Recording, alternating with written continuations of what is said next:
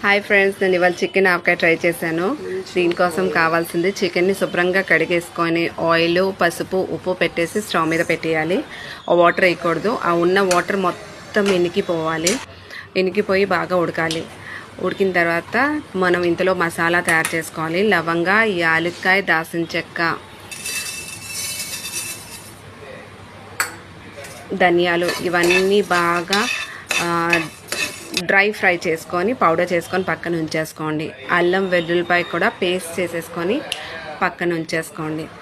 ఇంతట్లో ఒక చికెన్ శుభ్రంగా వాటర్ అంతా ఆవిరిపోయి ఇట్ విల్ బికమ్ లైక్ డ్రైగా అయిపోద్ది. అప్పుడు నాకైతే హాఫ్ కేజీ ఆయిల్ పట్టింది. పీనట్ ఆయిల్ వేసాను నేను.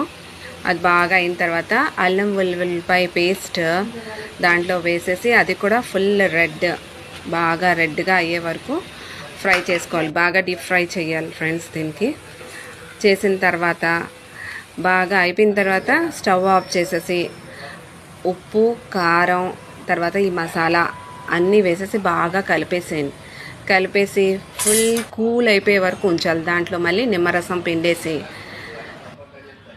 అంతే, చికెన్ ఆవకాయ రెడీ.